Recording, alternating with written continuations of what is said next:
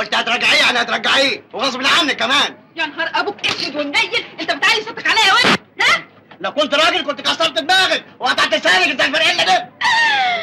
انا يا واد لساني زي الفرقله؟ ايوه. طب والمرسى والعباس؟ الله الله الله الله، ايه يا ست مجنونه؟ ايه ده يا ست عادي يا مجنونه؟ ايه اللي حرامك؟ ايه يا حاج؟ ايه كده انت؟ الله يا عم يا عم. ايه ده؟ الله ايه؟ خلاص يا ورده. والمرسى والعباس عندك ده ايه كده يا ورده؟ ما يصحش كده. جابر انت كنت فين من امبارح؟ وحشتني. مش وقته ده ولا مكانه يا ورده، ما تجننيش. حكايته ايه الافندي ده؟ ايوه فكرتني، هو راح فين النادي ده؟ بس يا ورده بقى، جيشي انا واقف. اصل انت ما انتش عارف ايه الحكايه. الراجل ده اشترى مني راديو من 3 ايام.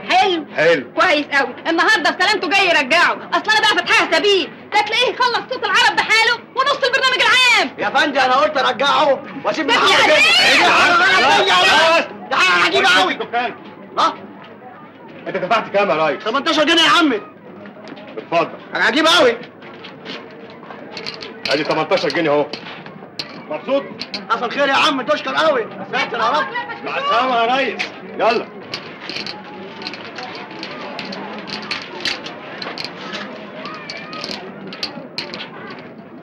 بالراحه على زباينك شويه يا ورده.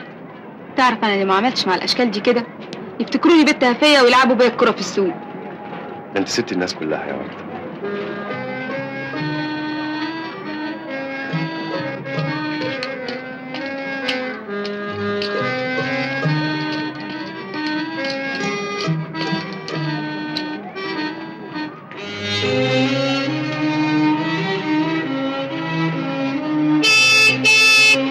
ايوه نسيتيني يا ورده. نسيتك ايه؟ عادل مستنيني بره على الامه. ده كلام يا سي جابر، مش واجب برضه نعزموه يشرب حاجه؟ ما هو عادل مش غريب يا ورده. طب بنقول لك ايه؟ ايه؟ ما تنساش تفوت عليا بعد الشغل عشان نروح انا وابويا نكمل بقيه الشوار. أني نقدر ننسى، هنفوتوا عليكي بعد الشغل. سلام. سلام.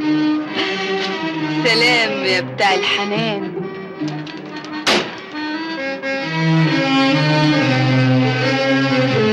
يلا يا اخويا، يلا يا اخويا، لك مالك هتتاهل. يلا أخوي.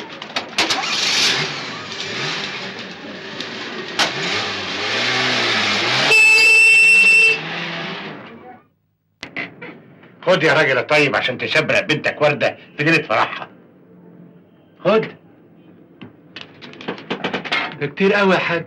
ده خير ربنا هو اللي كتير. ده قال لي واجب نعمله معاك. ادخل. السلام عليكم. عودت ليه يا عادل؟ السكه زحمه قوي. امال فين جابر؟ راح المخزن. خير يا حاج سلطان، قلقتني. باذنكم يا حاج. اذنك معاك. اتفضل يا عم مقبول. خير يا خال، قلقتني. انت حاجز بضاعة المعلم برع ليه؟ اصله انضرب في السوق وما دفعش اجره المخزن، قلنا نحجزه بيها بضاعه. دي مش اصول شغل معلمين كبار في السوق يا عادل. البضاعة دي توصل لصاحبها بسرعة، ولما ربنا يكرمه يبقى يدفع. امرك يا خال. تخطف رجلك المعلم ابو العيلة هيسلمك بوال الشحن لزوم ارسالية فراخ جاية على المركب اليوناني. هتدخل على الرصيف يوم الجمعة في الفجرية، تشد وردية رجالة من عندنا ونشونوها بالثلاجات بتاعتنا. ايوه يا خال، بس جابر هو اللي بيفهم في امور التخليص، وهو اللي بيعرف يتفاهم مع الرجاله هناك، وهو فرحه يوم الخميس على ورده. جاب الراجل بتاع الشغل وانت تسلك امورك معاه. ماشي يا خال، اللي تؤمر بيه، من الفجريه هنكون هناك. قبل سيد المعلمين يا جدع.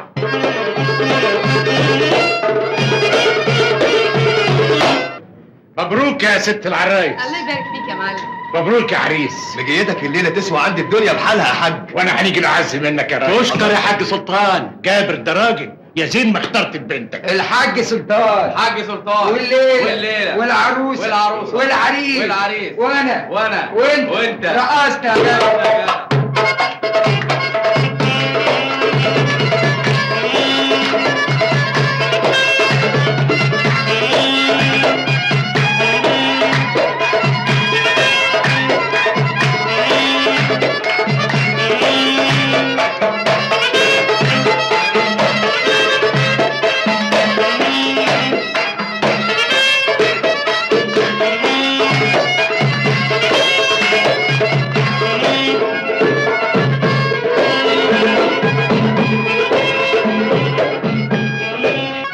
ايه الاخبار؟ كله تمام يا خال. جابر وافق؟ طبعا يا خال، وزناد التخليص في جيبه، وقال ان طلبات الحاج سلطان اوامر. على الله ما تروحش عليه نوم.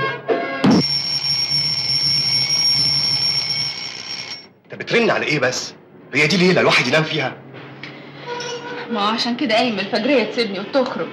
ما هو سلطان ده ما عندوش نظر ولا دم. في الدنيا عريس يسيب عروسته يوم صباحيتها.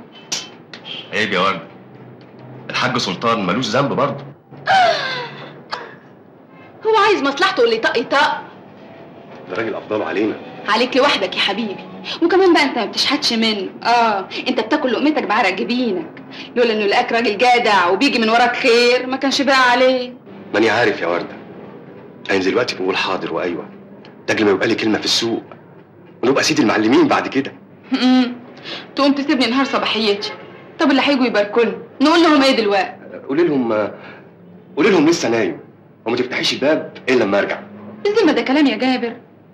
هنأجزه اسبوع بحاله، وليكي عليا مش هنسيبك الا بعد ما تزهقي مني. أنا يزهقوا منك؟ ده انت روحي، دي غلاوتك عندي بالدنيا كلها. لا لما ترجع. ايوه.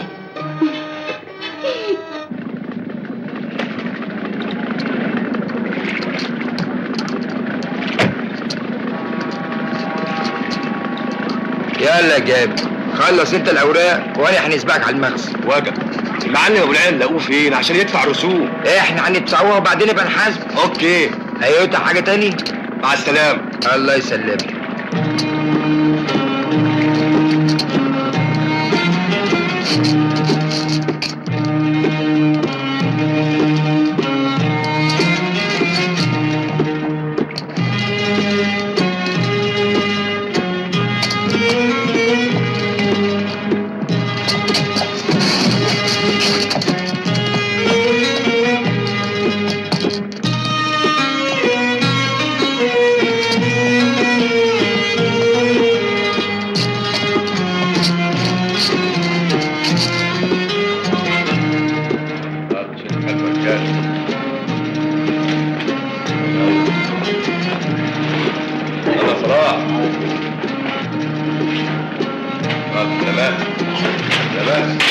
حصل خير حصل خير.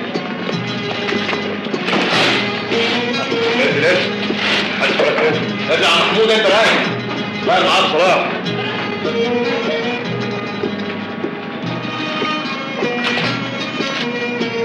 رزقك يا ورده.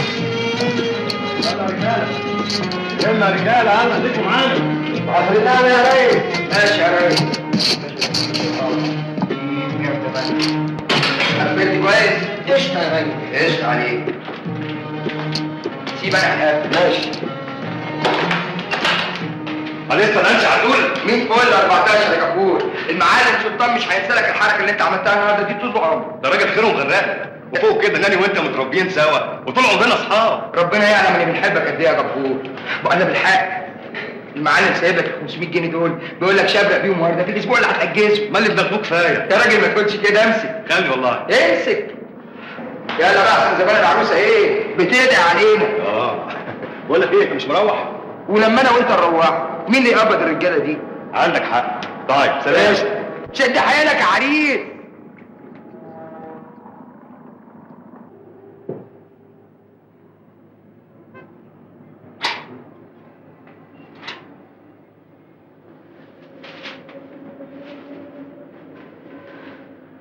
صباح الفل يا ورده.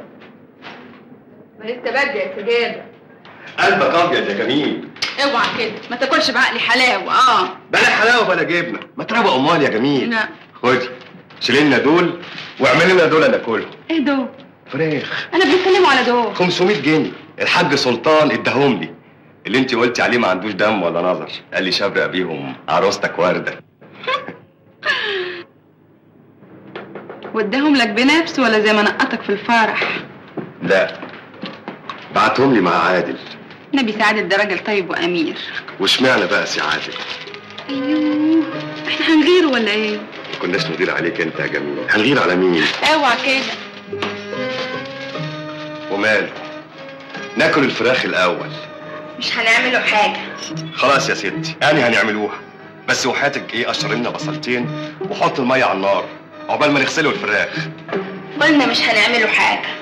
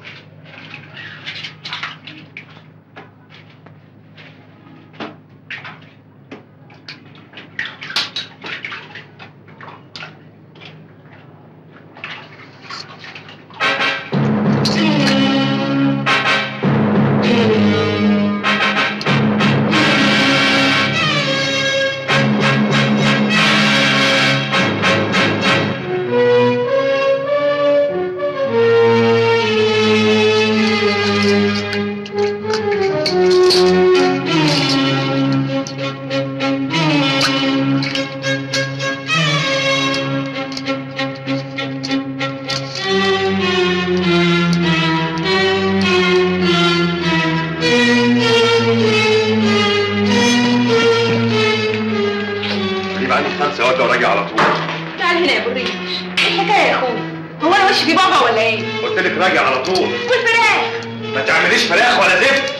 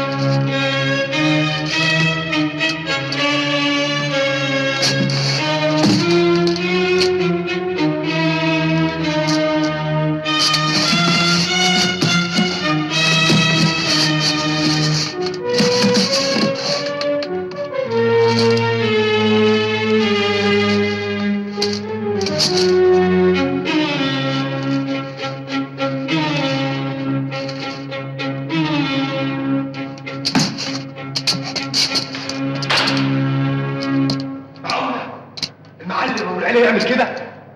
عايز يودينا كلنا في حديد ولا ايه؟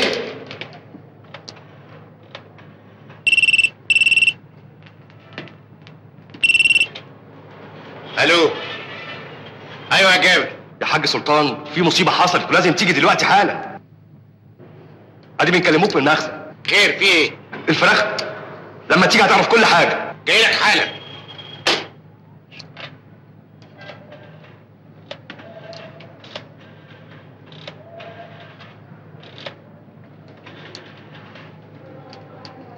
ايوه يا عادل، ادي بنكلمك من المخزن.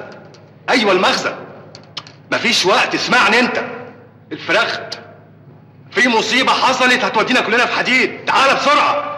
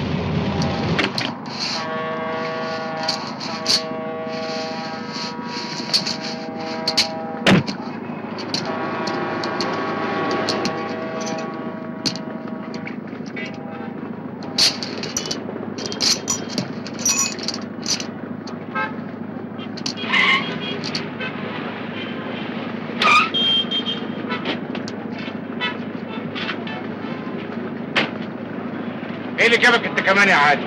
جابر ده راجل تليفون ومن المخزن وقال ان في حاجه مهمه حصلت. وانا كمان اتصل بيا وقال لي الكلام ده. ايه الحكايه؟ مش عارف. مش معاك مفتاح المخزن؟ ايوه. افتح.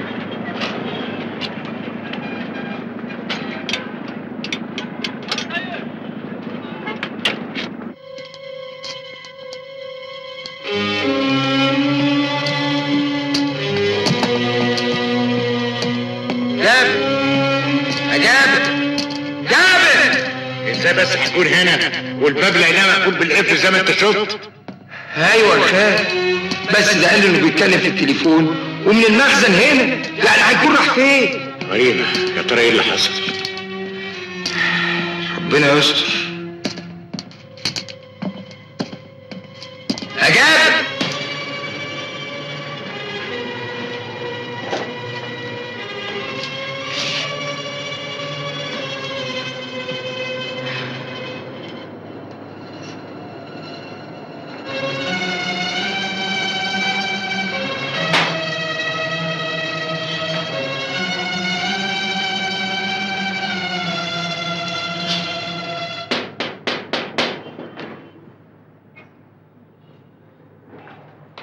طب والمرسي ابو العباس ما هنفتحهولك وهنسيبوك تنام على الباب.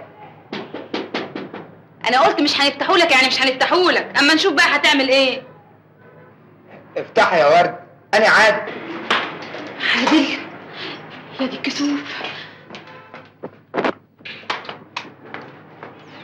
فين جابر يا ورد؟ معرفش، بعد ما رجع من الشغل قعد يا دوب 10 دقايق وخرج زي المجنون وقال لي انه راجع على طول. غريبة. غريبة؟ يا اخويا وقعت قلبي. في ايه يا سعادل؟ الله، ما تخافيش يا ورد، زمانه جاي. سايق عليك النبي يا اخويا تقول لي ايه اللي حصل. هو انا لو نعرف اللي حصل كنت جيت سالت عليه. على العموم طمني، انا هندور عليه. لا، وانا هيجيلي قلبي نقعد من غير ما نعرفه ايه اللي حصل لجابر. رجلي على رجلك، استنى.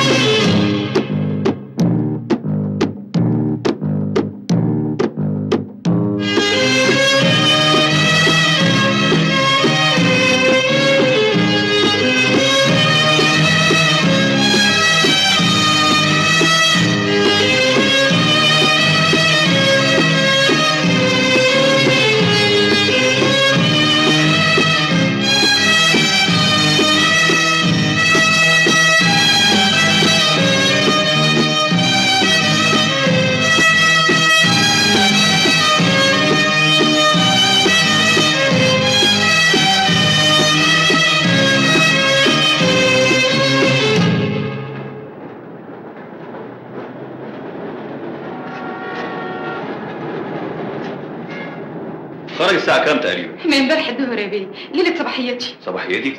يعني كبير. أنا فكرت جاي أبلغ عن عيل صغير. عيل صغير؟ ده جوزي يا بيه، هو جه الظهرية قعد شوية وخرج زي المجنون. ما يمكن يتخانق معاك؟ يتخانق معايا ده ايه؟ بقول لك يوم صباحيتي يا بيه. طب هدي نفسك شوية. اديني اسمه وسنه وعنوانه. جابر ابراهيم الشرقاوي. جابر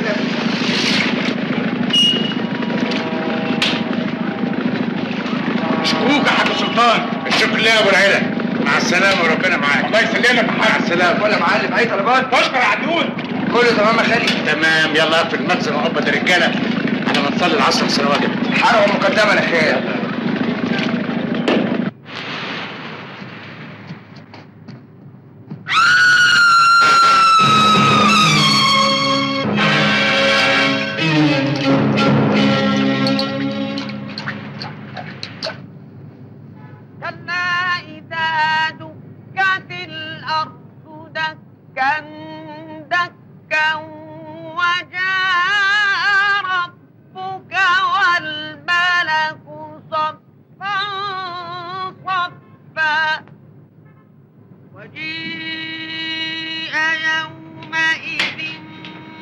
الباقي في حياتك يا مدبول. ضربونا يا حاج. قلبي بيبكي دم على حبيبي ودراع اليمين، راجل ولا كل الرجاله. ربنا يصبر ولا مسكينه ملحقتش تستنى بعرسها. هي فين عشان ناخده بخاطرها؟ وردة، تعالي يا بنتي.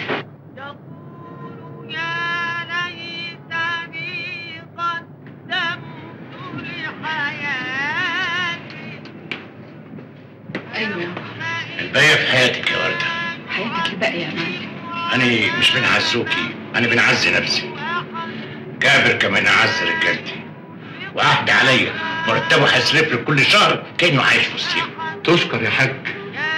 انا يا معلم اذا كنت وافقت ابويا على العزا مش معنى كده ان ناري هديت، لا، انا ناري مش هتهدى ولا يهنا لي بال الا ما نعرفوا مين اللي قتل جابر، ساعتها بس هنقبلوا العزا.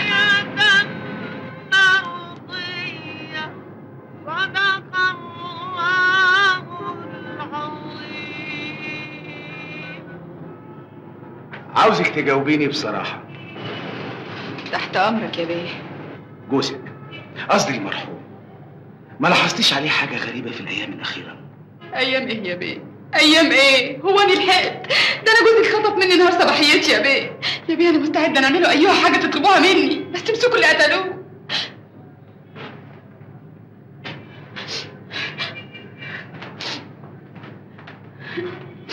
أنت عارفة جوزك كان بيشتغل إيه؟ في المينا يا بيه، مع سلطان ابو خميس وكل الناس عارفه كده. واللي ما يعرفوش الناس. تقصد ايه يا بيه؟ الأنبوبتين دول لقيناهم في هدوم جابر. جابر كان بيتاجر في المخدرات. كان راجل جدع بتاع شغل، بس الشيطان شاطر، أكيد حد وزعه على سكة الحرام. إيه اللي يخلي واحد يسيب مراته تاني يوم جوازه وينزل الشغل؟ أكل العيش. أصل المعلم أبو العيلة أصدق طلبية فراخ نخزنوها عندي. ربك والحق أنا كنت رافض الأول، أصل سمعته مش ولا بد، إنما أنا والحمد لله ما نقبلوش القرش الحرام. يا ريت الناس كلها زيك يا حاج سلطان. من أصلك يا محمود بيه. والفراخ لسه عندك؟ لا، في المجال. فين؟ أصل المعلم أبو العيلة استلمها من يومين ونزلها السوق، وسعادتك عارف الحاجات دي ما بتونش في بيعها، يعني زمانها اتاكلت واتهضمت ويعني آخر مرة كنت فيها مع جابر كانت امتى؟ لما كنا بنخزنه البضاعة. أنا ما كان ليش صاحب غيره. جابر ما قطعش في حد غير أنا. يبقى كنت عارف إنه بيتاجر في المخدرات. جابر عمره ما حط الحاجات دي في حالكم. ده ما يمنعش إنه بيتاجر فيها.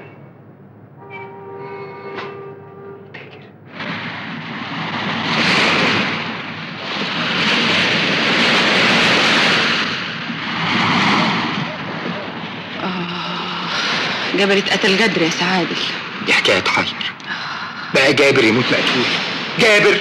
ومش بس كده، دول لزقوا له تهمه تخلي اسمه في الوحل وتخليني عايشه طول عمري حاطه راسي في التراب. معاش ولا كان يا وردة.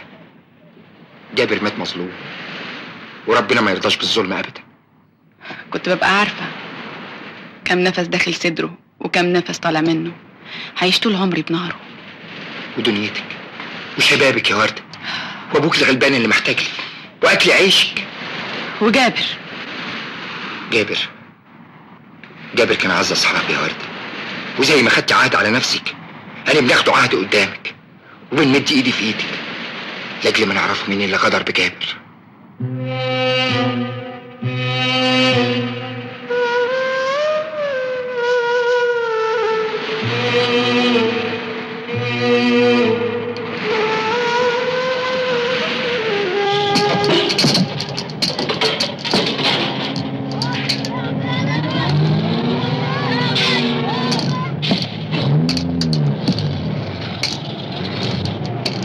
سايب الشغل سرحان فيه عادل. وانت حالتها صعبة قوي يا خالي. كل حاجة في الدنيا بتتولد صغيرة وبتكبر إلا مصيبة الموت، بتتولد كبيرة ومع الزمن بتصغر. ما افتكرش انها هتنسى جابر. دي عروسة اترملت يوم جوازها. بكرة تلاقي اللي ناسيها. على فكرة يا خالي، احنا لازم نقفوا جنبها ونساعدوها. يا ابني أنا شايفك مدلوق قوي على وردة ومش هتنسى من كلام الناس. يا خالي قول لي، لو فعل الخير يبقى حرام قول لي، يمكن انا ما نعرفوش. عشان يريحوك سيب لنا بقى فعل الخير وانتبه انت لشغلك. يلا الوردية هتغير عشان تقبض الشايلين.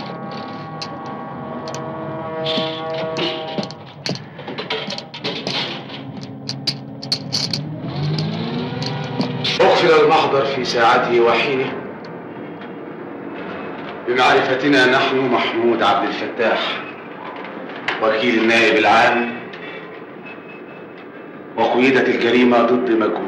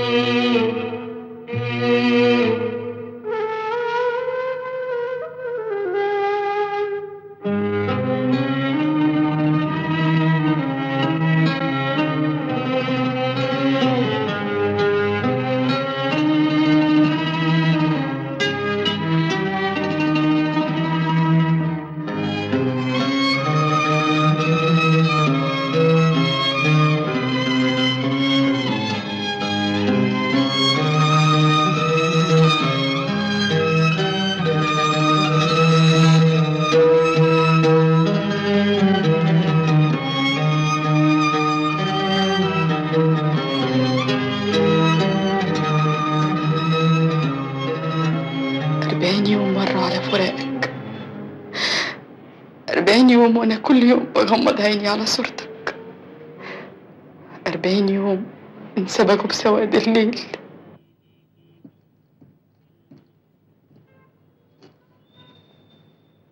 وعد من قلب انكوى، يوم فرحته وعيون بتبكي بدل الدموع الدم. ما هيدالي بال إلا ما أعرف مين اللي قتلوك واخد بطاري منهم. وحد الله يا بنتي.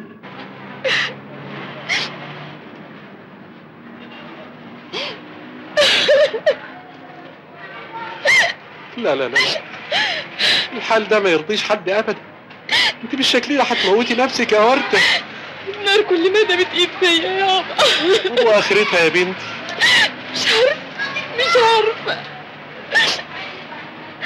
ورده، اذا كان اللي معزه عندك ادخلي اغسلي وشك ونامي، ومن بكره تنزلي الشغل.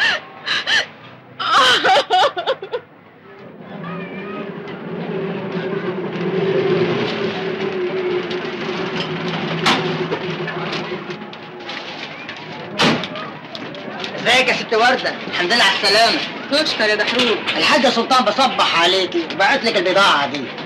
بمناسبة ايه؟ الحاج سلطان ما بيشتغلش في اللي بنبيعوه. لكن بعت لك من اللي بتشتغلي فيه. فين الفاتورة؟ لا ما بعتش فاتورة. يبقى البضاعة دي ترجع مطرح ما جات. يلا. وانا مالي ست ورده والله، ده انا عبد المأمور. طب غور من وشي، روح قول للمأمور بتاعك ان انا ما طلبتش احسان. طول ما فيا دراع مش هنمد ايدي لحد ابدا، ومش هنخلي حد يقول ان ورده انكسرت بعد موت جابر. يا بنتي فوق نفسك بقى، جابر كان ليه علاقات بناس كتير، احنا مش قدهم. علاقات وناس؟ ناس مين يا حاج؟ ما تتكلم. استغفر الله العظيم من كل ذنب عظيم. ليه بس يا بنتي هتخليني اتكلم؟ اتكلم يا حاج، ولو عارف حاجه قولها. أنا خايف عليكي، اللي قتلوا جابر مش 1 ولا 2 ولا 10. لو 1000 راجل يقدهم، ودم جابر مش هيروح هدر، بس انت دلني عليهم يا حاج. يا بنتي انا خايف عليكي. ما تخافش، اني وردة مفتحة، عشان كده خايف لحد يخطفك. دي سكة ضلمة، واللي بيحاول ينورها الخفافيش اللي معششة فيها ما بتسيبوش. واني اللي هيقرب مني هيلاقي ضوافري في زمارة رقبته.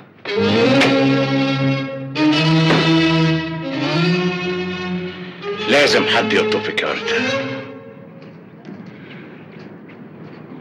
أنا بعتلك يا سي عادل لما حسيت إن الفار لعب في عبي. ليه يا وردة؟ ايه اللي حصل؟ خالك خالي؟ ماله؟ قلبي حاسس إنه عارف حاجة ومخبيها عليا.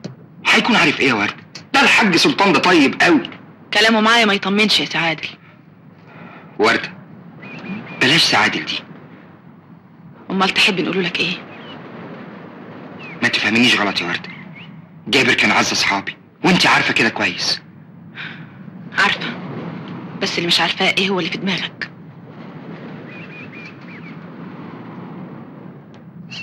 انت يا وردة لحم جابر وعرضه امانة وطوق متعلقين في رقبتي، واني اولى بيكي من اي حد. ودم جابر اللي لسه ما نشفش. احنا طول ما احنا متعهدين وايدينا في ايدين بعض بالحلال هنوصلوا للي احنا عايزينه. لحم جابر وعرضه أنا نعرفه نصونوه كويس. انا عارف ان كلامي جه كده خبط لازم، لكن انا كده اللي في قلبي على لساني. وعلى العموم انا هنسيبوكي تفكري. طار جابر في كفة وحياتي في الكفة التانية.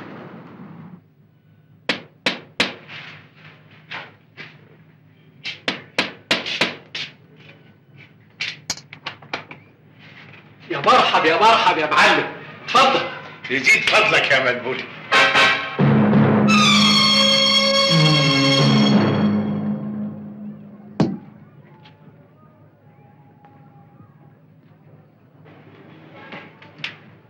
امال وردة فين؟ نايم. احسن برضه. خير يا حاج؟ خير اللهم اجعله خير. اصل الحاج سلطان الكبير زارني امبارح في المنام وكان لابس ابيض في ابيض وعاتبني. قال لي واخرتها ايه يا سلطان؟ العمر بيعدي، والفلوس المتلتله اللي عندك اللي كسبتها بالحلال هتعمل بيها ايه الفلوس دي؟ وبعدين؟ بعدين اختفى. لكن الشيخ علي امام الزاويه فصل لي المنام ده وقال لي لازم تتجوز. عين العقل.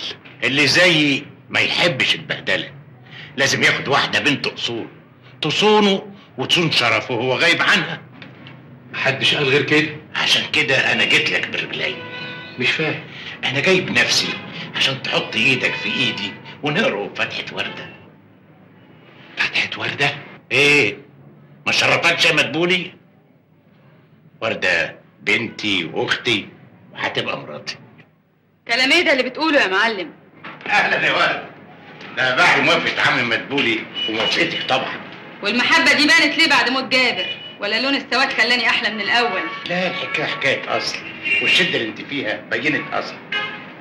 انا هنسيبكم تفكروا. استنى يا معلم، خد رفضي معاك وانت مروح. انت غلطت في العنوان يا معلم.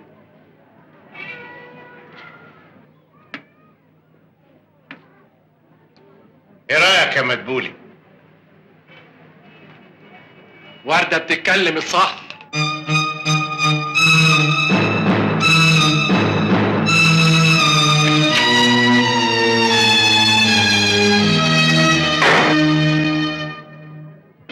جابر سابني يابا وبكل طمع فيا.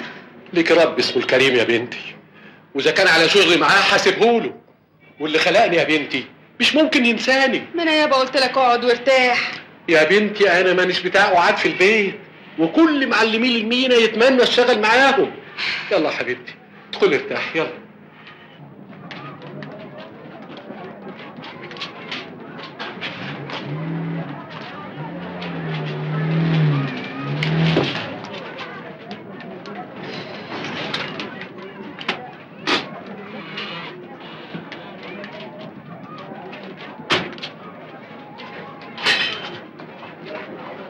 صباح الخير يا ولد. هيجي منين الخير يا سعاد؟ ليه كفل الشهر؟ التاني جاي ومتعشم في الخير. روح اسأل خالك. خالي برضه يا ستي قلت لك ما يهمكيش، ده راجل طيب، شيليه من دماغك خالص. يشيلني هو من دماغه، ده عايز يتجوزني يا سعاده. عايز ايه؟ يتجوزني.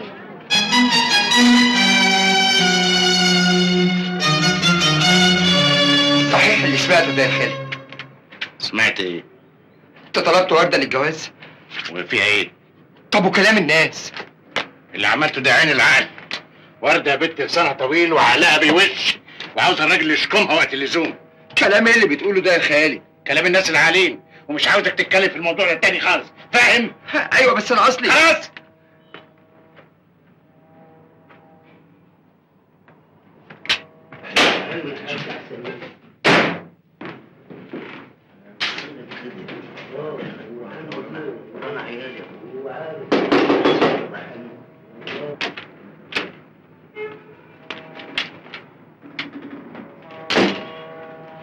ده اخرة اللي عملته معاك يا مدبولي، تخرجني من بيتك وقفايا يا امر عيش. ده بيت ورده يا حاج، وانا سبتها تقول رايها زي الشرع ما قال. خش. البضاعة اتشونت والشحن ان شاء الله بكرة في الفجرية. على بركة الله. وانت يا مدبولي حصل خير، انت راجل جدع وطول عمرك من رجالتي، دي عشرة عمر. انا نسيت اللي حصل منك. ولا ناوي ترتاح. العمر ما بقاش فيه يا حاج، وهو هبقى اقعد في دكان ورده بنتي، وهو هنا زي هناك. عشان كده جايب لي الحسابات في ايدك. اعمل اللي رايحك يا مدبولي. يا راجل يا راجل، الحاج باقي عليك وانت بايعه. سيبه على كيفه يا دحروج، هنا وهناك واحد. اعمل اللي رايحك يا مدبولي، وكفيتك هنصرفوها لك وكل اللي تعوزه. كتر الف خيرك يا حاج. الحسابات دي ناقصه يا مدبولي. ازاي؟ الشيك ابو 30,000 جنيه مش متأيد. الشيك اللي استلمته مني من يومين. الله، تلتها متأيد عندك، امال هيروح فين؟ الشيك ده مكتوب عليه يصرف لحامله، وكان في عهدتك بعد ما مضيت لدحروج بالاستلام. دي اخرتها، تسرقني يا مدبولي. انا؟ عيب يا حاج، عيب تقول كده. العيب ان انا ائتمنتك وانت تخوني. طب للبوليس.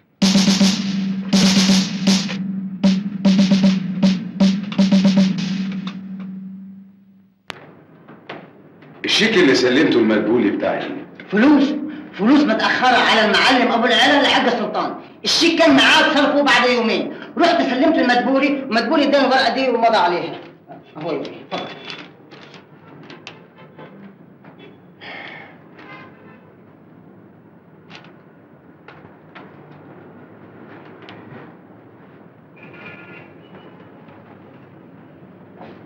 ايه رايك يا معلم سلطان؟ الحق يتقال، الراجل طول عمره كويس معاه، بس فاجئني انه هيشتغل مع ورده بنته، يعمل لها توسعات في المحل ويكبره. قصدك انه صرف الشيك عشان خاطر بنته؟ ما حصلش. حسبي الله ونعم الوكيل، حسبي الله ونعم الوكيل. يابا ما تعملش بنفسك كده، لا يجرالك حاجه يابا. يا بيه سلطان ده راجل مجتهد، يا بيه ده عمل كده عشان انا ما رضيتش اتجوزه. بقى يا بنت تصدق ان الراجل الطيب ده يعمل كده؟ ادخل.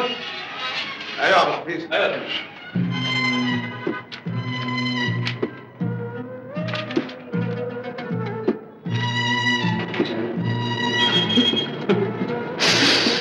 اللي صرف الشيك واحد اسمه غريب، السيد غريب.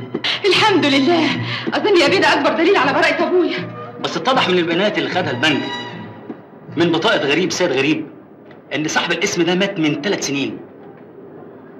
وكمان قضية تزوير في أوراق رسمية. تقصدي يا بيه؟ أقصد إن مدبولي بعد ما مضى على استلامه للشيك من دحروج راح صرفه. لا ما حصلش. وده بعد ما شال صورة صاحب البطاقة المتوفي وحط صورته مكانه. لا علشان يبعد الشبهة عن نفسه. لا يا بيه، لا ده سلطان هو اللي عمل كده يا بيه، حرام عليك. انا ابويا مش ممكن يسرق ابدا، ابويا مش حرامي. لا يا بيه حرام عليك، ده انت ظالم. حرام عليك يا بيه. حرام عليك. أنا بريء. وقد وصل المحضر في ساعته وحده، وأمرنا بالحبس المتهم مدبولي عبد الفتاح إسماعيل 4 أيام على ذمة التحقيق. لا ظلم والله ظلم. وبعدين يا سعاد، انا ظهري قرب ينحني من كتر المصايب اللي عماله تحل عليا وما بلحقش افوق منها يا ناس. ايه بس كل حاجه هتتحل ان شاء الله. تتحل ازاي يا اخويا؟ تتحل ازاي وخالك راكب راسه؟ يا ناس ابويا هيروح مني، يا ناس ابويا هيروح مني. ورد اذا كان على الفلوس انا هدبرها لك. دبرها؟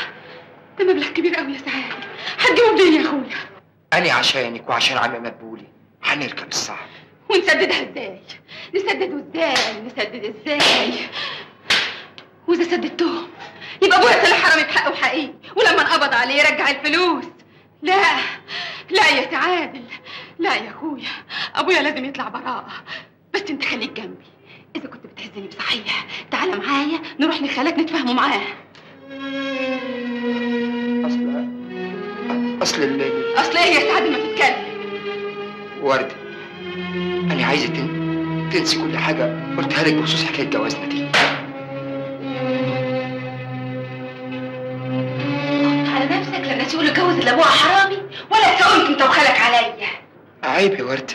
عيب ايه وزفت ايه؟ هو انت تفهموا في العيب ولا تعرفوا العيب؟ مع السلامة يا سعادل. وردة، مع السلامة يا سعادل وكتر خيرك.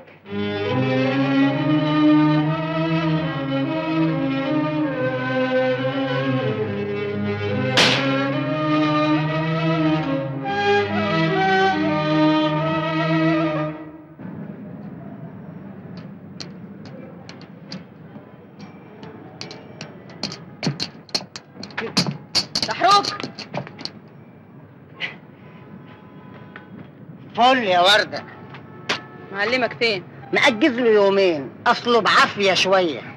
واجب نزوروه، اديني العنوان. ما نقدروش. ليه؟ لازم نسألوه الأول. طب ما تسألوه. الو، امال قول له أليستا يا سيد الرجالة، بس وردة هنا بتقول عاوزة تزورك. ندوها العنوان. وجب.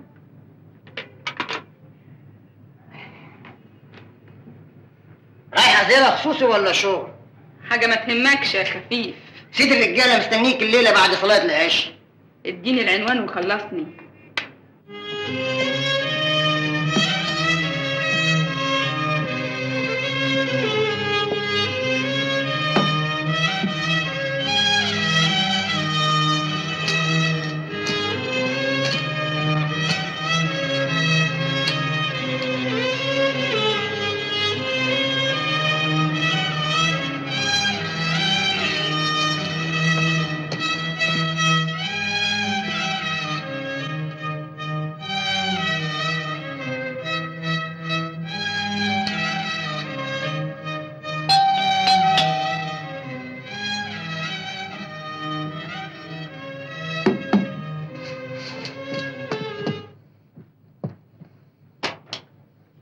اهلا يا ورده، اتفضلي اتفضلي.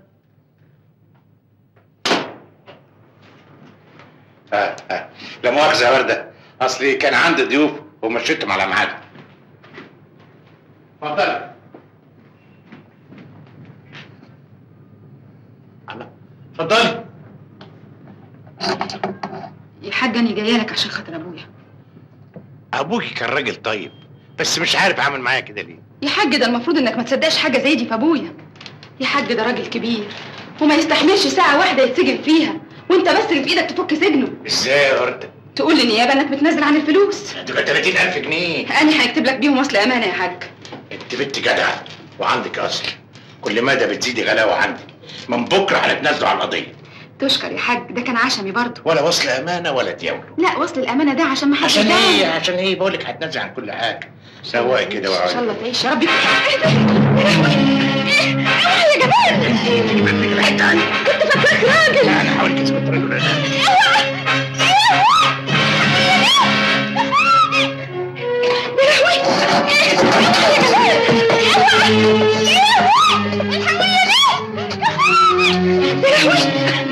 اوعى يا جمال. تيجي من الحته عني. كنت فاكراك راجل. لا انا حاولت اثبت رجل انا.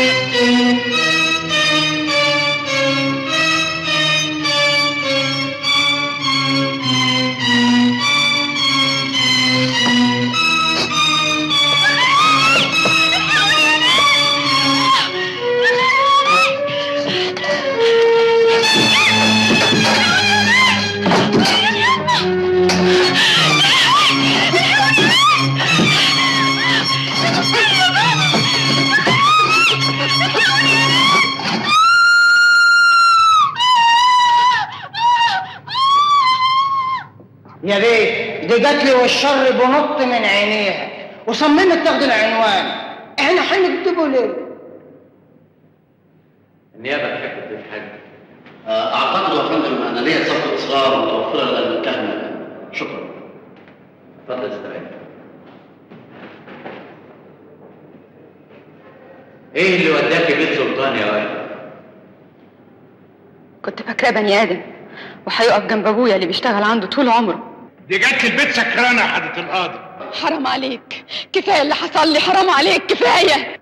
وايه اللي خلاها تضربك بالسكينه؟ لما زعت لها على اللي كانت عاملاه في نفسها، فكرتني مش هتنازل عن قضيه ابوها، ضربتني بالسكين وهي بتجري خبطت الشمعدان وقعته وحصل اللي حصل. ما همنيش الدم اللي بينزف مني وحاولت اطفي النار اللي مسكت فيها. كذاب كذاب والله كذاب والله كذاب. بعد سماع اقوال النيابه والدفاع والاطلاع على ما ورد، حكمت المحكمه حضوريا على المتهمه وردة مدبولي عبد الفتاح بالسجن 7 سنوات مع الشغل والنفاذ.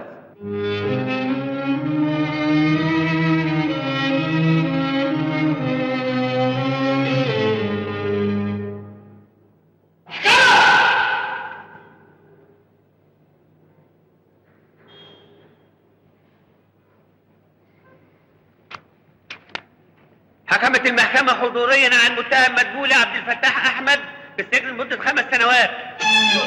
المحكمة حضوريا على المتهم إبراهيم فتحي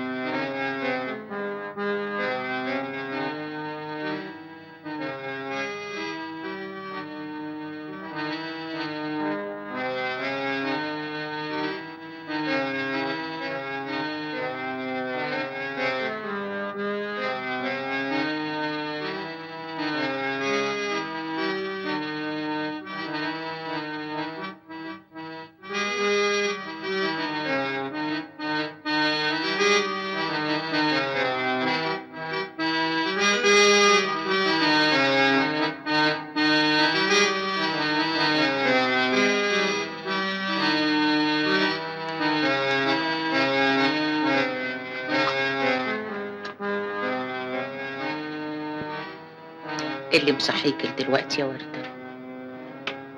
اللي بيا يصحيني العمر كله.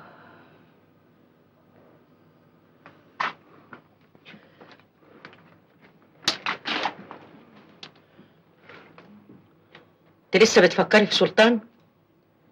مش بعيد بعد اللي عمله يكون له يد في موت جابر. وفي سجنك وفي سجن ابوكي ورماكي زي الطير اللي مقصوص جناحه. ما تزوديش النار اللي فيا. قومي نامي يا استنرجس. انام؟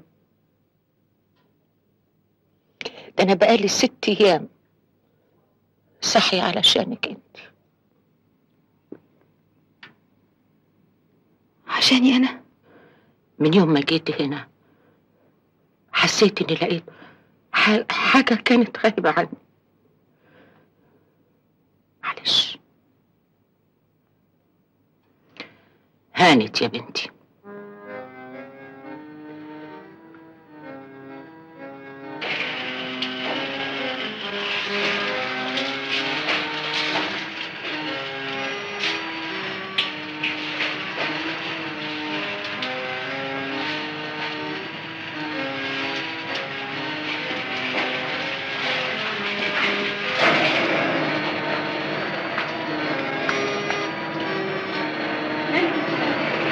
ابدا يا بنتي، اصل بخار الغسيل بيتعب ستي. ارتاحي انت. ارتاح؟ انت ناسيه ان احنا مساجين وان الراحه مش في ايدينا. انا هعمل شغلك. اه يا حبيبتي حبيبتي.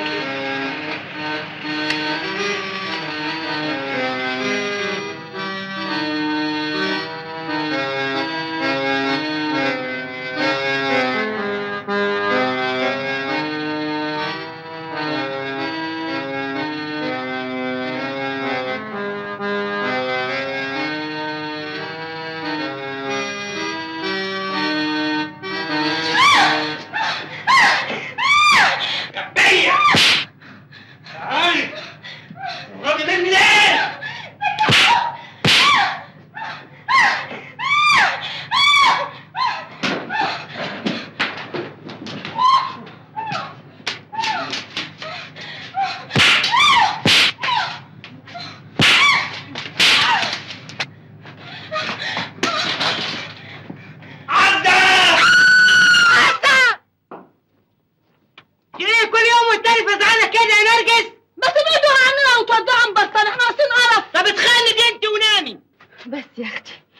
عزة دي؟ عزة دي بنتي، كانت ضحية زيك، قدمت الحب كله وتردي لها غدر وخيانة. جوزها ما كانش إنسان طبيعي، بعدين اتحملته فوق طاقتها لحد ما خلاها انتحرت. بنتي الوحيدة ماتت في عز شبابها.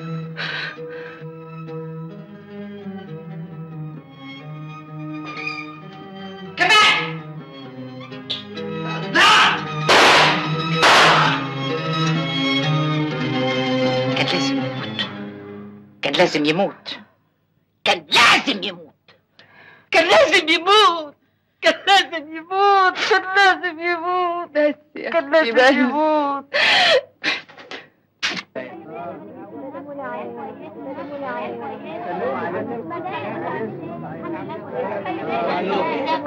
سلموا عليك.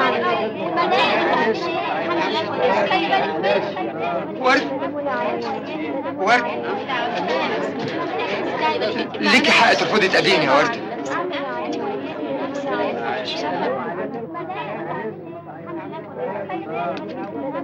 ولما انت عارف جيت ليه؟ انا غلطت في حقك يا ورد، بس هيجي الوقت اللي تعرفي فيه ان اللي حصل ده كان غصب عني. يعني كنت عارف ان خالك ظلم ابويا وسكت؟ سكت بفلوسه ولا خوف منه؟ مش وقت العتاب دلوقتي يا ورد، انا جاي نستسمحك ونمدلك ايدي.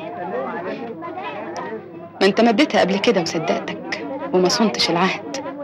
انا ما عنديش استعداد نمدوها تاني. عندك حق يا ورد، بس هيجي اليوم اللي هتعرفي فيه كل حاجة، وساعتها هتعذريني. أنا ماشي يا ورد. بالحق عم مدبولي بيسلم عليكي. انت شفته؟ ايوه، أنا كنت عنده امبارح وبيقولك شدي حيلك، هو بخير. يبقى لازم عيان، ده ابويا وانا عارفاه. هتعيلي بس، الراجل بخير وكل همه انه يطمن عليكي. حبيبي يا ابويا، حبيبي.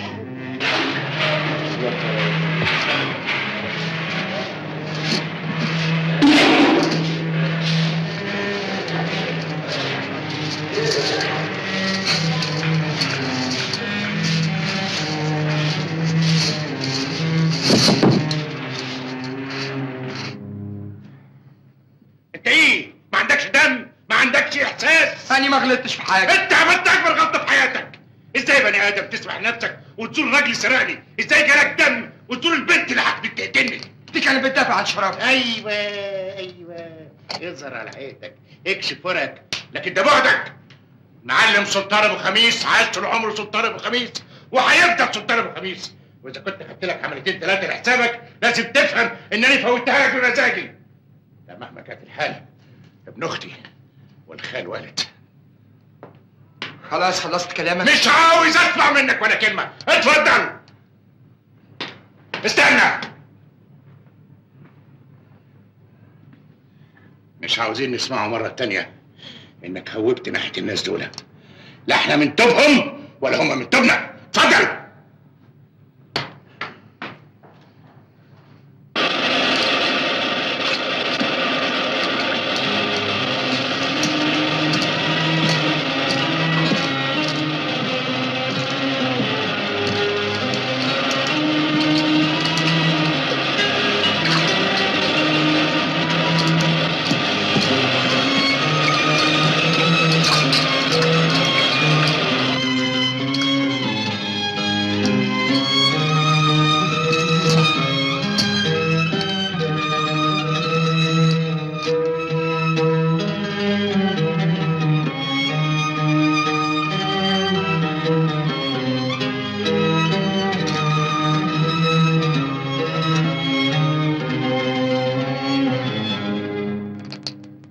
نفسي اشوف وردة بنتي يا بيه. يا مدبولي ده قانون، مش ممكن ابدا. اعمل معروف يا بيه، ده الطلب الوحيد اللي بطلبه منك. انا حاسس ان اجلي قرب ونفسي اشوف بنتي ولا مرة واحدة. مفيش اي قانون يخليني اعمل حاجه زي كده. يعني مفيش امل؟ خلاص. كتر خيرك يا بيه. تعالي يا وردة، تعالي. نعم. هتخرجي تشوف ابوكي. ابويا يا وردة، روحي يا حبيبتي، روحي يا ماما.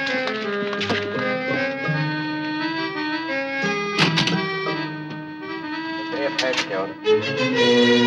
ابويا ابويا ابويا رد عليا، رد عليا. بابا رد عليا يا ابو، كلمني ما تسيبنيش.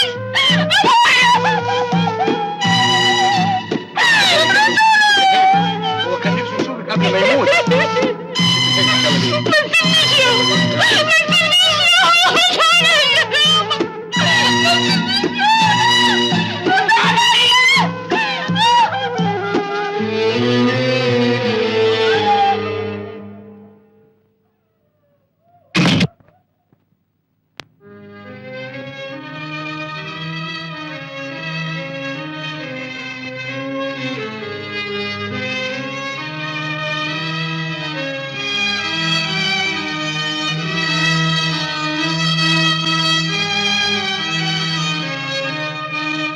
وردة، أنا عايزك تنسي أي حاجة قلتها لك بخصوص حكاية جوازنا دي.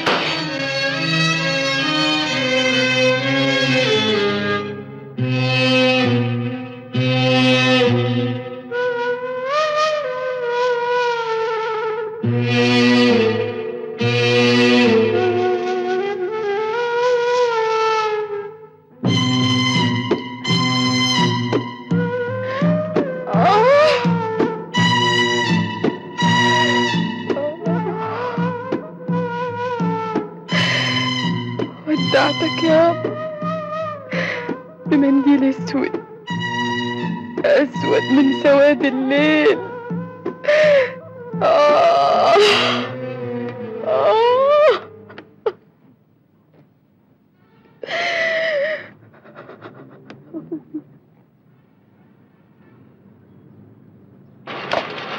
على قد ما انا فرحانه انك خارجه بالسلامه، على قد ما انا حزينه انك خارجه وسايباني لوحدي. ما انت كمان فاضل لك كام شهر وتخرجي. هنخرج نروح فين والمين؟ ليه يا قلبي؟ الدنيا تلاهي يا ست نرجس. لا، مفيش حاجة في الدنيا دي كلها تلغيني عنك. بص يا وردة، الورقة دي فيها عنوان، حطيها في عينيكي. خدي، ويوم ما هتخرجي بالسلامة هتلاقيني في انتظارك.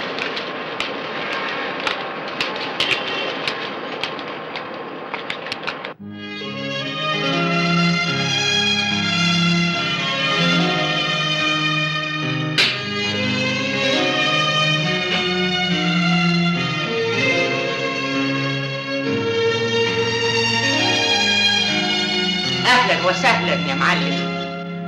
الف حمد لله على السلامه يا استهانه.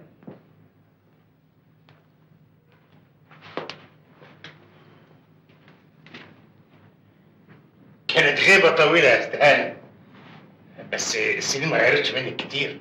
ولا انت يا سلطان. كفاره على الزمن الوحش.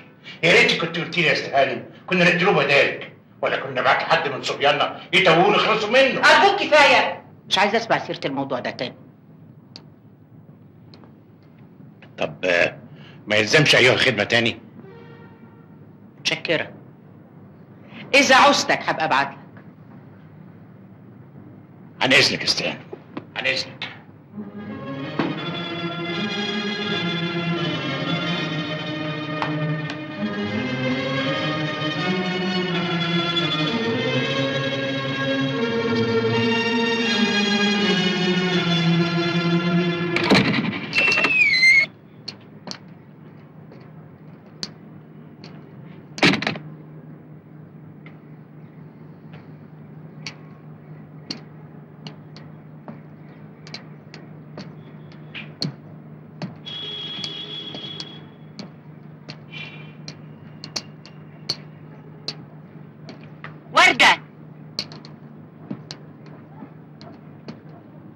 وردة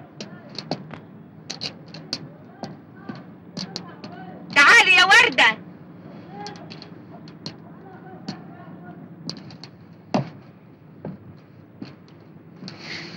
ست نرجس تعالي يا وردة، اطلعي يا حبيبتي.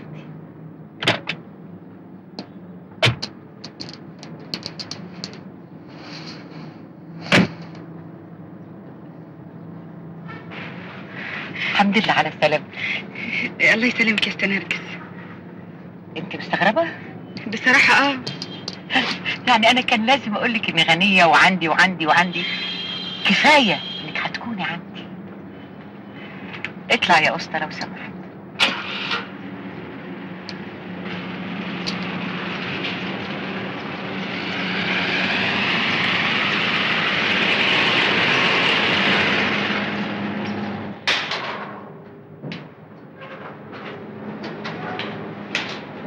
تعالي يا حبيبتي ادخلي، ده بيتك.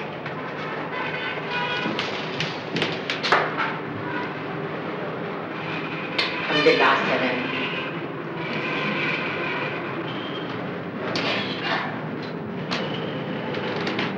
زكية زكية. ايوه يا ستان. تحت امرك يا ستان. لو سمحتي افتحي اوضه الست الصغيره وجهزي. بس حضرتك زكية نفذي اللي انا بقولك عليه.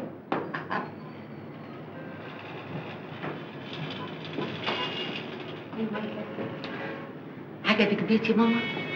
هي السرايا دي بتاعت حضرتك؟ حضرتك ده ايه؟ وردة. انا نرجس حبيبتي، نسيتي ولا ايه؟ يلا يلا اطلعي على اوضتك. اوضتي انا؟ طبعا اوضتك انت، وكل حاجه في البيت ده بقت ملكك انت. انت هتفضلي معايا هنا على طول، مش هتسيبيني ابدا. بس انا مشواري طويل قوي. معايا انا هتحققي كل اللي انت عايزاه. ده انا ما صدقت اني لقيت بنتي اللي راحت.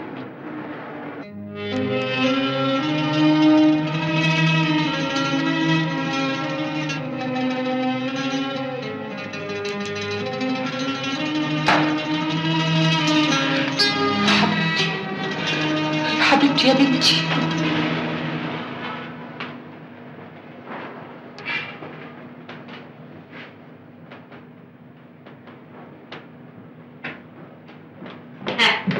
سيب بقى انت ترتاحي وتغيري هدومك، ونعوزتي حاجه ابقي نادي على زكيه، ويا ريت يا ريت تنادي عليا انا. بس بتعملي معايا ده كتير يا ست نرجس. ايه نرجس دي بقى؟ لا لا لا عيب. انا هسيبك ترتاحي وتاخدي راحتك وتلبسي اللي انت عايزاه. من بكره بقى نبدا بمشوارنا. ها حبيبي؟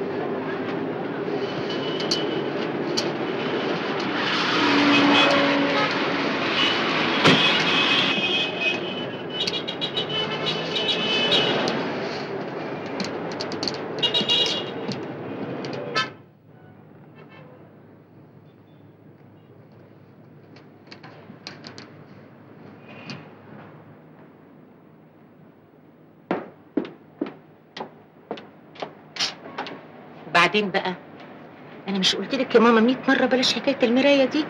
ده ما تشيليش هم وخلاص هيروح. المرايه دي ما تمسكيهاش تاني. هي حبيبتي اما انت ليكي عندي حته دين مفاجاه. اغمض عينيا؟ لا لا لا لا، دي مفاجاه لازم تفتحي لها عينيكي قوي. بس توعديني انك تمسكي اعصابك علشانك وعلشان. ايه هي المفاجاه دي؟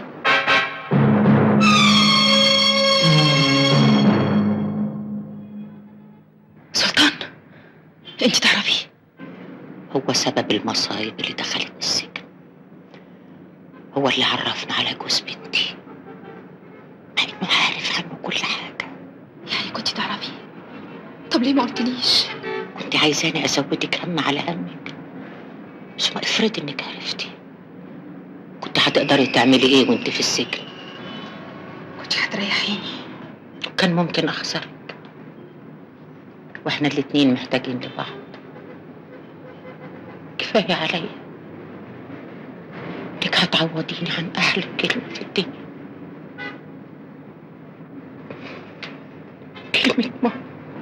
انا كمان ربنا عوضني باحن ام في الدنيا، يا حبيبتي امي، حبيبتي يا بنتي.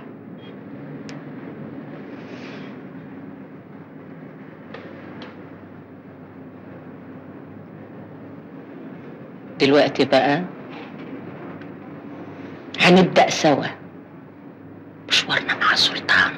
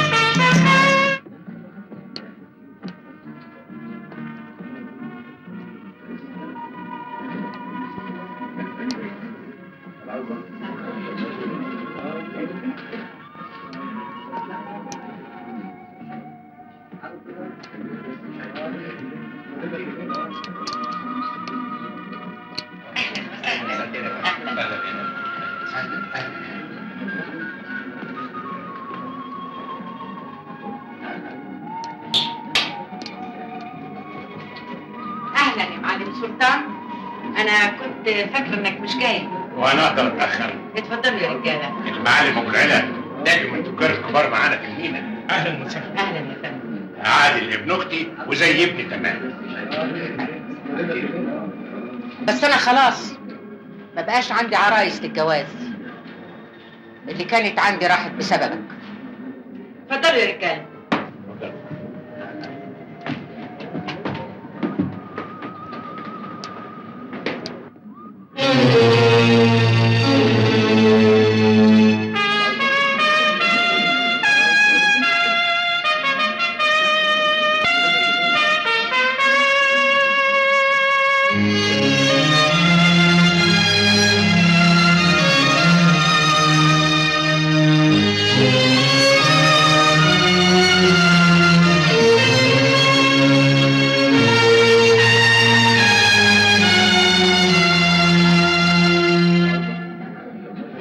اقدم لكم سفيناز بنت اختي، هي كانت عايشه بره وجايه تقضي معايا يومين. البلد واهلها منورين بست الكل. ميرسي.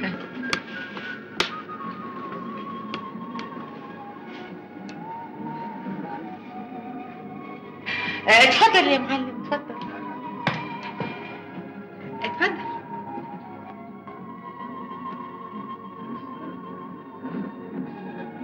ايوه، ايه الحلاوه دي كلها يا استاذ عادل؟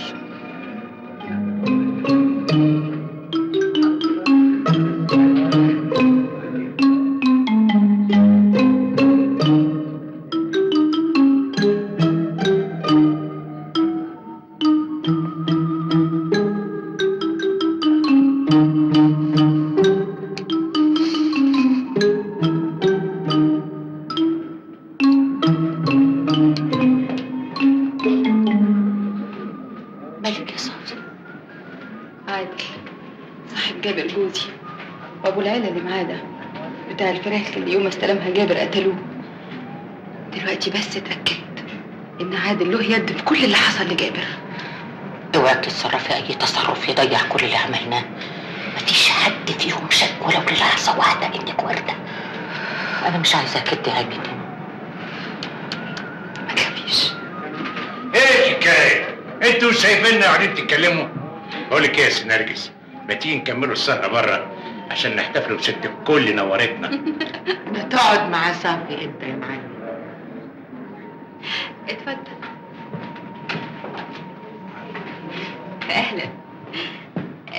انت اسمك ايه؟ اسمي سلطان ابو خميس. ابو خميس ولا ابو جلمبو؟ حلوه، دمك شربات. ميرسي. بقول لك ايه، ما تيجي نعزمكم بكره نفرجوك على اسكندريه وناكلوكوا اكلك سمك معتبر على البحر.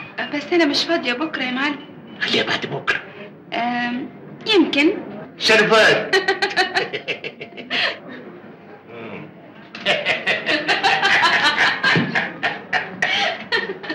لا يا حاج سلطان، قاعد هنا وسايبنا لوحدينا؟ يا خبر. اتفضل يا معلم اتفضل. تشكرك. اتفضل. ورايا رايا، عاوزين مني ايه؟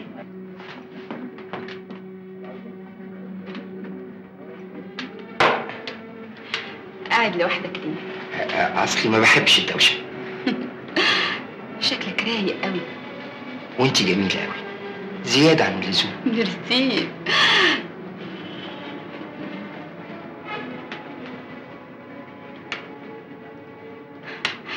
عن اذنك.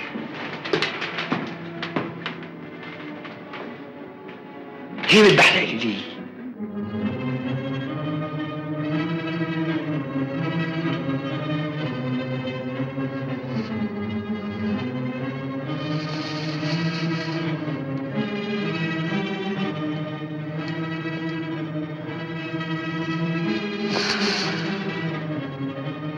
سامحني يا بطة وجابر، أنا خرجت عن توبي لأجل موفي الدين اللي عليا وانتقم لكم، وعهد عليا إن محد هيمس شعرة مني أبدا أبدا.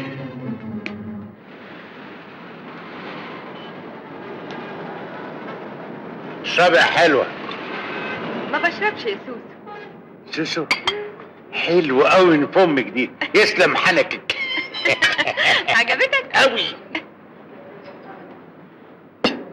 حته سمك بقى تجنن. ما باكلوش يا سوسو، كل انت. طيب تاخدي كابوريا تجنن. ما بحبهاش يا سوسو، كل انت. مليانه بطارخ دي. ما بحبهاش. طيب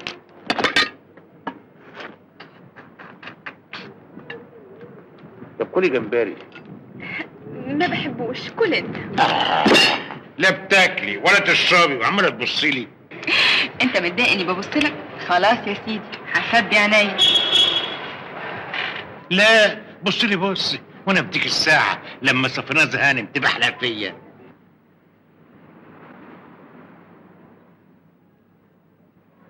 لا انا هناكله ولا هنشربه الا مره. بتبص لي كده ليه؟ ايه في حاجه غلط؟ لا ابدا ابدا. يوه يوه، يعني في حاجه غلط ولا علشان خلاص يا ستي من بكره هنبقوا على فرنك على الاخر. برافو يا سوسو. يا سلام، سوسو دي هتجنني سوسو دي.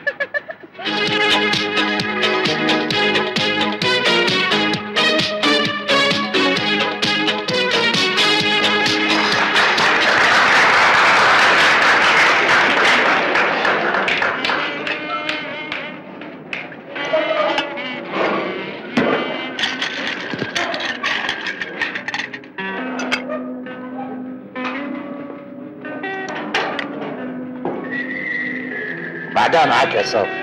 في ايه يا سوسو؟ حلوه طالعه من بوق زي الشكل. يا ريت كمان تبطلي بحلاق فيا. اصلي معجبه بيك. لا اذا كنت معجبه بحلاقي على كيفك بقى. بس يا خساره. ايه مش لاقي عليا الالافرانكا ده؟ لا لا بالعكس، ده انت زي القمر كده. بس اصل كلها كام يوم ومسافره راجعه تاني. ليه؟ حد زعلك هنا؟ لا ابدا، بس اصل فلوسي وحاجتي وبيتي وكل حاجه هناك. هنا موجود زيه واكتر كمان. اصل بصراحه ما اتعودتش اعيش مع حد. هلا ويا نرجس خانم دي تبقى حد؟ هي مش خالتك؟ طبعا، بس انت عارف الواحد برضه لما يكون عايش لوحده بياخد حريته اكتر. بيتي تحت امرك، فيلا انما ايه؟ بس انا بقى زي الفريك، ما احب الشريك. جبتلك بيت لوحدك، ساعتها بقى افكر اقعد. انا قدامي فيلا للبيع، انما ايه؟ من بكره اشتريها لك. ايه ده من غير ما اشوفها؟ انا تحت امرك، انا خدوك تتفرجي عليها. طب اسمع، انا عندي فكره. ايه رايك انت تديني الفلوس وانا انزل ادور عليها بمعرفتش انا وطنط؟ وانا شيكاتي تحت امرك. بس بشرط الفلوس دي سلف لغايه ما تيجي فلوسي. سلف ده ايه؟ ما بين الخيرين حساب. اتفضلي. ميرسي قوي.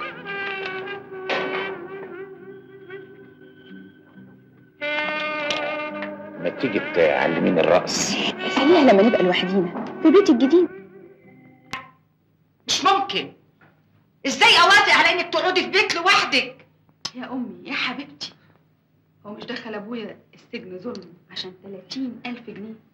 انا بقى دفعتهم له بحكايه الفيلا دي 300,000 جنيه.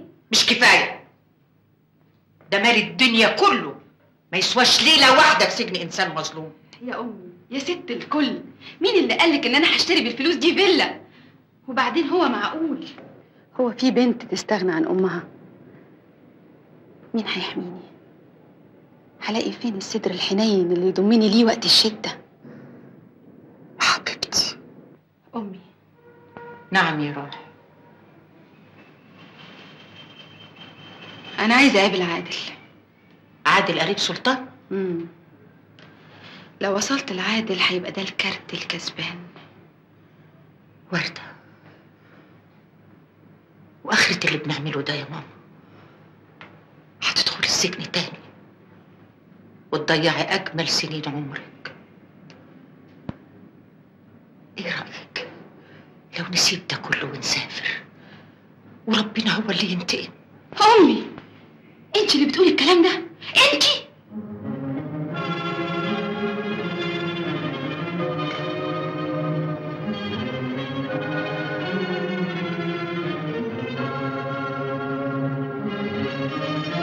جنبية. تعالي. الراجل مني ايه؟ لا. عندك حق يا عزة. شفتي بقى ان احنا مش ممكن ننسى ابدا اللي اتعمل فينا. عندك حق. هتقابلي عادل ده ازاي؟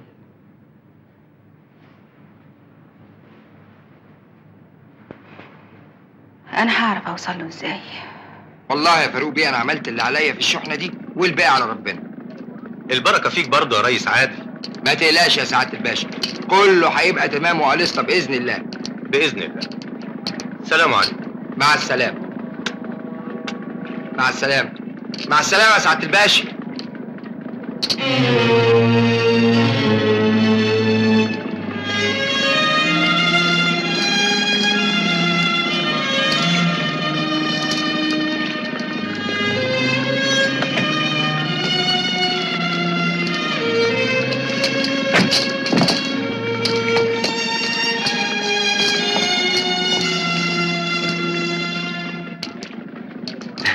المينا منوره يا ست هاني. انت بتشتغل هنا؟ ايه اللي بنشتغله هنا؟ طب اطلبي كده ايتها خدمه وشوفي هنعمله ايه. ميرسي قوي، اصل طنط بتخلص اجراءات عربيتي اللي جايه من بره. ما تنعيش هم الموضوع، الناس هنا كلهم حبايب. مالك يا ست هاني؟ عن اذنك. طب اكلمك ولا اشوفك ازاي؟ خد ابقى كلمني في النمره دي. ايه الحكايه؟ مستنيه طنطتها وبعدين تبص لي وتبحلق فيا وتروح معيطه وسايباني وماشي. في ايه يا ست هاني؟ في ايه؟ اوعي تنسي اول ما تقابلي عادل تقولي له انت شبه المرحوم جوزي بالظبط. عينيك شنبك، شعرك، كنت بفهم من عينيه هو عايز يقول ايه من غير ما يتكلم. بعدين لما تقابلي سلطان تقولي نفس الكلام، فاهمه؟ طيب يلا، انا بقى دلوقتي سلطان، وريني انت هتعملي ايه. استني اهو.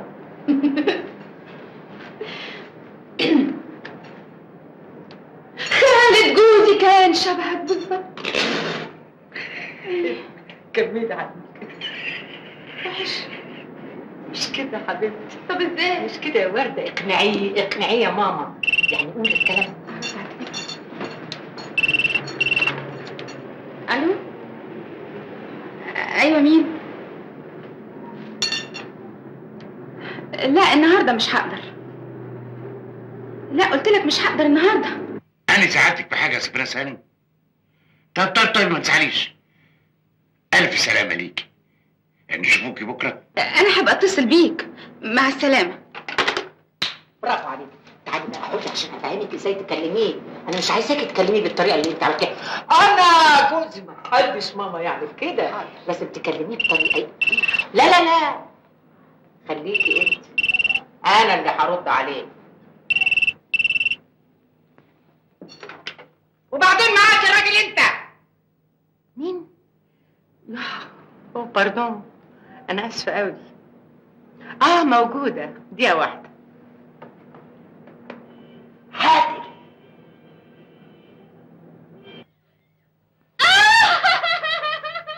الله، ايه الحكايه؟ هو انت كل ما تشوفيني تعيطي؟ ارجوك ما تحاولش تفكرني. افكرك بايه؟ ارجوك تصحيني عشان نقدر احنا كمان نصرحوكي باللي حصل لي من ساعه ما شفتك. اللي حصل لك انت ولا اللي حصل لي انا اللي غلطانه. انت ايه؟ صعب ان انا اطلب منك انك تكون بديل لواحد تاني. تقصدي ايه؟ انا من ساعه ما شفتك وانت جددت فيا ذكرى السنين اللي عشتهم في لبنان. اول ما شفتك كنت عايزه اجري وراك واقول لك رجعت لي تاني يا خالد. خالد مين؟ جوزي اللي مات في بيروت. ياي شنبك ماله شنب؟ زي شنبه بالظبط. صوتك، شعرك، كلك على بعضك زيه بالظبط. يا حبيبي يا خالد، ده كان كل ما يبص لي من غير ما يتكلم كنت افهم هو عايز ايه بالظبط. قد كده كنت بتحبيه؟ قوي. وانت كمان بتفكريني بواحده فكرت في يوم من الايام ان انا نتجوزها. الله يمسيها بالخير بقى، ولا الله يرحمها ان كان ماتت. لا ارجوك ما تحاولش تبرر حكايتي بحكايه زيها. انا ما بطلبش منك حاجه ابدا والله. ده انت حاجه تانية خالص. ده فرق السما من الارض. ده من ساعه ما شفتك وانت خطفتي قلبي. تتجوزيني يا سفناس؟ بتقول ايه؟ بقولك تتجوزيني. بيقولوها لك بالاسكندراني وباللبناني لو حبيتي. انا من ساعه ما شفتك وانت لخبطتي كياني وشقلبتي عقلي كله. قلتي ايه؟ افكر. جرى يا ست، كل ما نقعدوا معاك تبقى حلقه فيا. وكمان بتعيطي. جوزي خالد الله يرحمه. شنبك ماله شنبك؟ زي شنبه بالظبط. حواجبك زي حواجبه بالظبط. كل حاجه فيك، صوتك، كلامك، كل حاجه فيك زيه بالظبط. في حاجه فيا لا يمكن تعرفيها ولا يمكن هبقى زيه كمان. ايه هي؟ مش هقول. لا ارجوك لازم تقولي. بنحبوك. هو كمان كان بيحبني. ما دام شبه في كل حاجه ما نقرب الوصال بقى. ازاي؟ نتجوزه.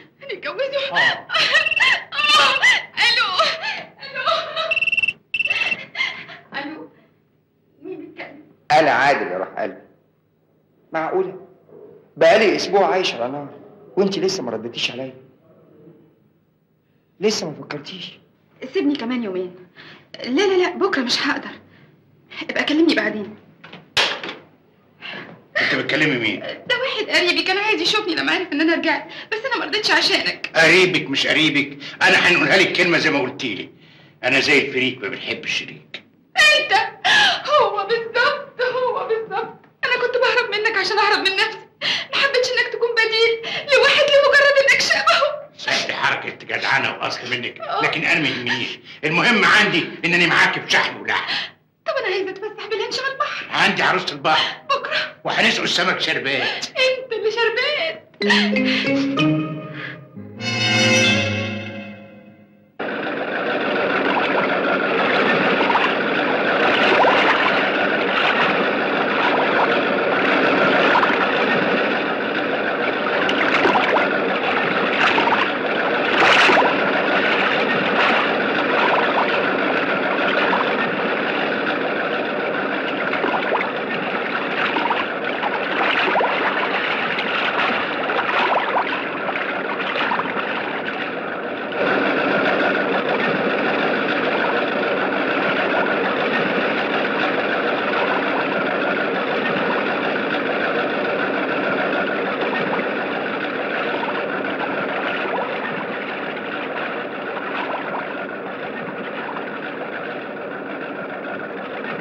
انت فاجئتني بطلبك يا عادل.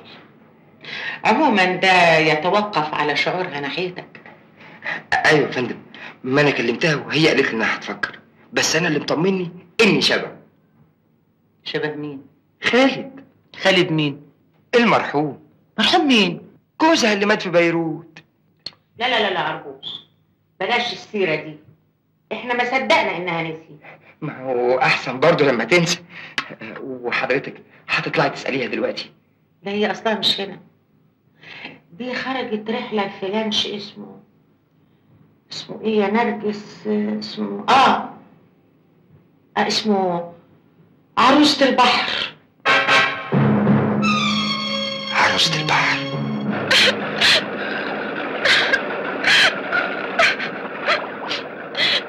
بتعيطي ليه بس؟ انت فاكرني ايه؟ اذا كنت فاكر عشان شوية الهدايا اللي قبلتها منك والحاجات اللي عملتها لي ممكن تطولني بالسهل، لا. يا بنت الحلال، هدايا ايه وكلام فارغ ايه؟ كل الحكايه انك محششه في نافوخي واني بريدك. لا، لو جبت لي مال قارون كله وبالحرام يبقى عمرك ما هتطولني.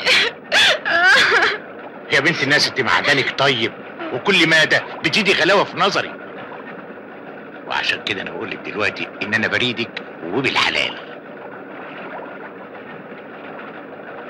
نعمله الفرح الخميس الجاي. اه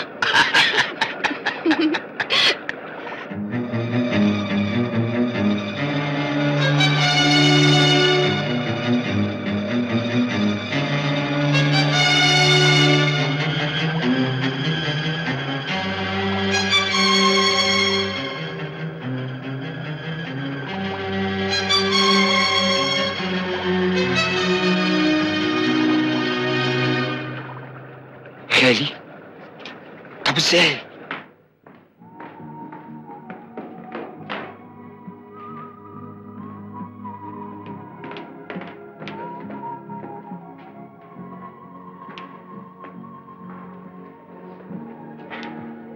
قبل ما اعرف ردك على اللي طلبته منك، انا عايز اعرف تفسير اللي شفته ده. شفت ايه؟ شفتك مع خالي.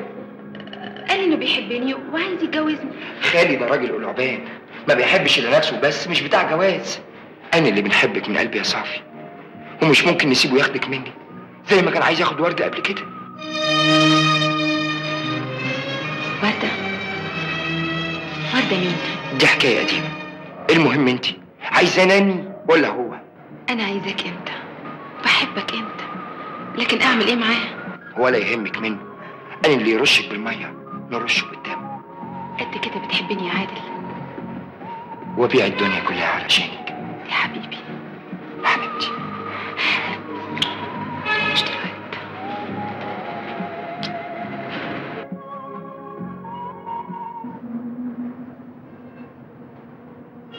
انت لسه صاحيه؟ مش جاي لي نوم. ده بكره فرحك على سلطان. مش عارفه هنعمل ايه بس. بصي، انت تقولي لعادل انك هتهربي معاه قبل فرحك على سلطان، وبعدين تقولي لعادل يجي هنا 7:15. ازاي بس؟ اذا كان سلطان هيجي هنا الساعه 7. انت عايزه تعملي ايه بالظبط؟ ايه ده؟ حد يلبس اسود يوم فرحه؟ قومي قومي يا شيخه غير هدومك لحسن هنتاخر عن المعازيم والفرح، دي هتبقى ليله من الف ليله وليله. انا مش هتجوز يا سلطان. نعم. بصراحه بقى انا غيرت رايي ونسيت حكايه الجواز دي خالص. ايه اللي بتقوليه ده بقى؟ اللي انت سمعته. يعني عازم معلمين البحر ورجاله المينا والفرح قعدته منصوبه. لا لا اكيد انت بتهزري. هي كلمه واحده، من فضلك سيبني عشان تعرف. استني عندك هنا، ايه اللي بتقوليه ده؟ انت عندك الكلام ده؟ كلمي انت ايه؟ انا حبيت واحد تاني وهتجوزه، شاب من سني مش راجل قد ابويا.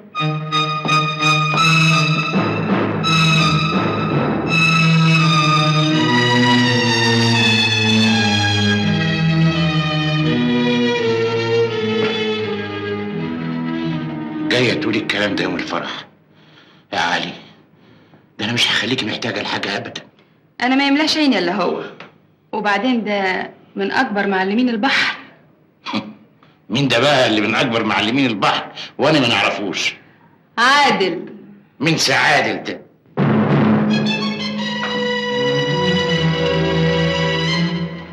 انت؟ لا الظاهر انكم متفقين مع بعض. المرة دي انت الخسران يا خالد. ما تكلمها انا بلساني. لما خلاص صافي اختارك يا سلطان. نعم. نعم الله عليك يا معلم.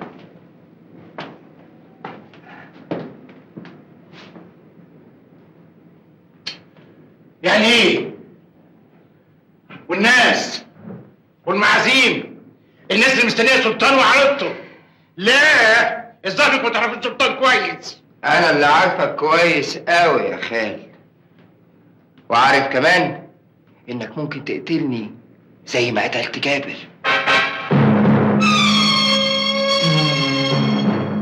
وممكن تلفق لي قضية سرقة زي مدبولي، ولا يمكن تحرقني زي ما حرقت وردة.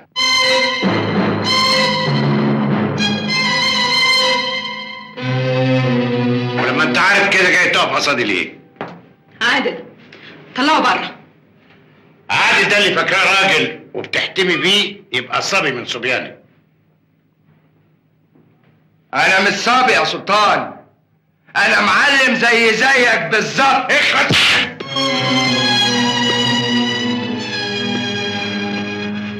انت بتضربني يا سلطان؟ وقتلك لو حاولت تاخد مني حاجه. يبقى لازم العروسه وخالتها يعرفوا انت مين، ويعرفوا هم هيناسبوا مين. قول لهم انت مين يا سلطان، قول لهم انك انت الخرتيت اكبر راس في عصابه المخدرات.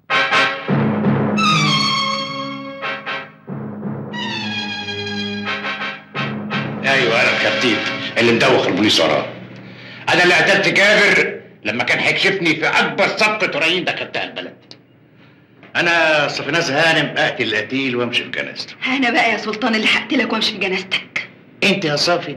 انا مش صافي، ام عيون خضر اللي الحقد نستك لونهم. امال انت مين؟ انا ورده يا سلطان. ورده؟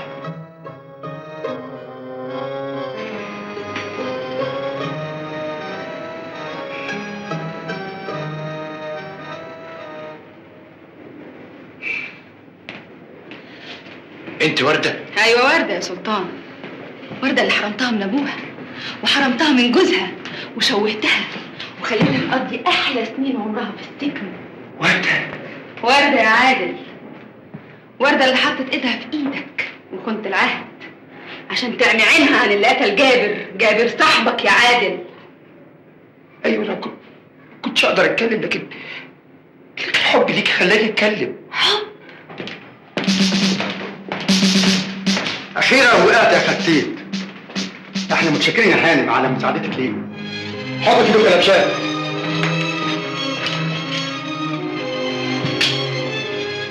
ده ميت يا فندم. لا لا، لازم تعيش، لازم تتعذب، رد عليا.